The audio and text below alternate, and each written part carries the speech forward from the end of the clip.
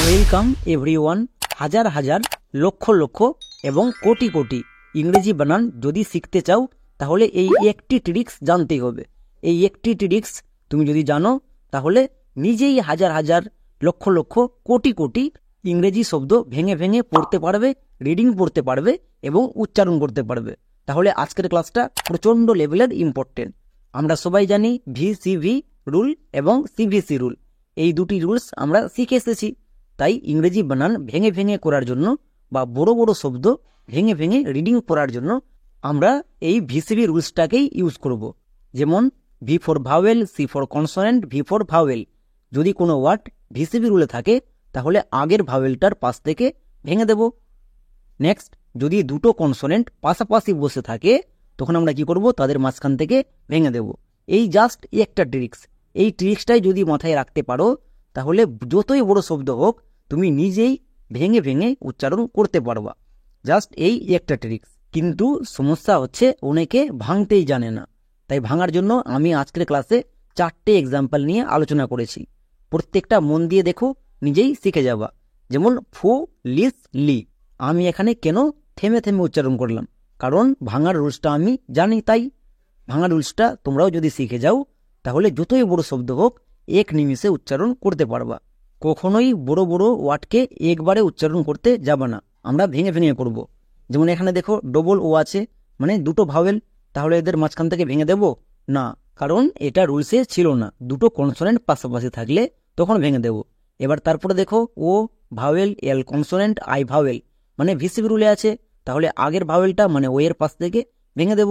তাই এখানে একটা ভাঙার চিহ্ন দিয়ে দিলাম। নেক্সট, এখানে দেখো এস এবং এইচ দুটোই কনসোনেন্ট, এদের মাঝখান থেকে ভেঙে দেব না।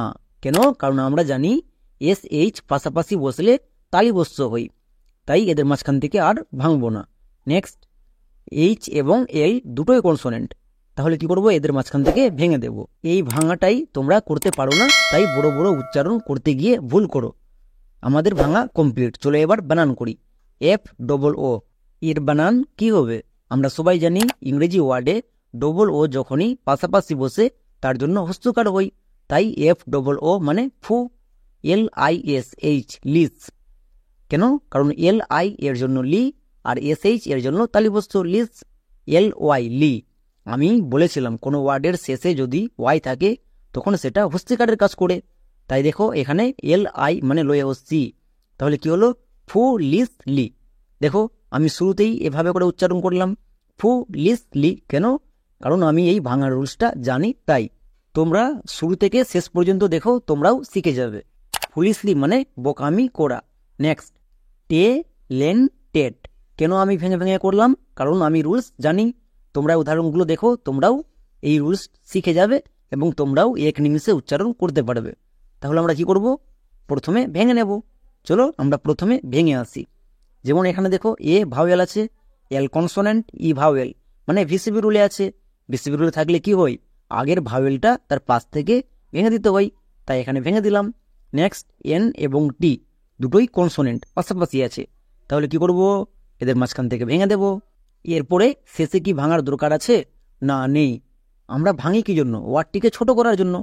যেমন দেখো বানান করি টি এ টা, কিন্তু না, এটা সম্পূর্ণরূপে ভুল। টি এ টে হবে। কেন? কারণ দেখো এ ভাওয়েল, এল কনসোনেন্ট, ই ভাওয়েল, মানে ভিসিবি রুলে আছে। ভিসিবি রুলে এর লং সাউন্ড এ হই, তাই এটা কি হবে, টি এ টে। আমাদেরকে বানান করার সময় ভিসিবি রুল অ্যাপ্লাই করে দেখতে হবে, যেখানে অ্যাপ্লাই হবে। এল ই এন লেন, টি ই ডি টেড, তাহলে কি হলো, টে লেন টেট। এটাকে আমরা একবারে যদি উচ্চারণ করি তাহলে আমরা কি করব, ভুল করব, ট্যালেন্টেড। এটা সম্পূর্ণ ভুল হবে। ভেঙে ভেঙে করলাম তাই সঠিক হলো। এটা কি হলো, ট্যালেন্টেড। ট্যালেন্টেড মানে প্রতিভাশালী। ট্যালেন্টেড মানে প্রতিভাশালী। Next, justification. জাস্টিফিকেশন। কেন আমি থেমে থেমে করলাম? কারণ আমি ভাঙা রুলসটা জানি। চলো তোমরাও শিখো। যেমন এস এবং টি দুটোই কনসোনেন্ট পাশাপাশি আছে, তাই এদের মাঝখান থেকে ব্রেক করে দেব। ব্রেক করে দিলাম। Next, T I. এখানে দেখো I vowel, F consonant, I vowel, মানে ভিসিবি রুল। তাহলে কি করব, আগের ভাওয়েলটা তার পাশ থেকে ভেঙে দেব, মানে আয়ের পাশ থেকে ভেঙে দিলাম। নেক্সট, এখানেও দেখো I vowel, C consonant, A vowel, মানে ভিসিবি রুল। তাহলে এখানেও কি করব, আইয়ের পাশ থেকে ভেঙে দেব। Next A vowel, T consonant, I vowel, এখানেও ভিসিবি রুল। তাহলে কি করব, এর পাশ থেকে ভেঙে দেব। এবার পড়ে রইল টি আই ও এন, এটা একটা ওয়ার্ড প্যাটার্ন, এরা একত্রে উচ্চারণ দেই সন, তাই এদেরকে আর ভাঙবো না। চলো এবার বানান করি। জে ইউ এস জুস, কারণ আমরা জানি ইউ এর জন্য হস্যকার হই, তাহলে জে ইউ এস জুস, কিন্তু এটা ভুল, লোকে এখানেই ভুল করে। এটার উচ্চারণ হবে জে ইউ এস জাস, কারণ আমি বলেছিলাম ইউ এর পাশে যদি দুটো কনসোনেন্ট থাকে তখন ইউ এর জন্য আ হই। এখানে দেখো এস এবং টি দুটো কনসোনেন্ট, তাই ইউ এর জন্য আ হলো। তাহলে কি দাঁড়ালো, জাস। টি আই টি, এফ আই ফি, এফ আই ফি, সি এ কা, কিন্তু না, এখানেও লোক ভুল করে, সি এ কে হবে। কেন, A vowel, T consonant, I vowel, মানে ভিসিবি রুল। ভিসিবি রুলে থাকলে এর লং সাউন্ড এ হই, তাই এখানে কি হবে, সি এ কে। এখানে লোকে ভুল করে কা করে দেই, এটাকে মাথায় রাখতে হবে। Next T I O N, এটা একটা ওয়ার্ড প্যাটার্ন, তাই এটা কি হবে, সন। তাহলে এবার পুরোটা দেখি, জাস্টিফিকেশন, জাস্টিফিকেশন মানে কি, ন্যায্যতা। জাস্টিফিকেশন মানে ন্যায্যতা। তাহলে দেখো এত বড় শব্দ আমরা কি করে ভেঙে নিলাম, কারণ আমরা ভাঙার ট্রিক্স জানি, এই একটা ট্রিক্সই কাজ করছে।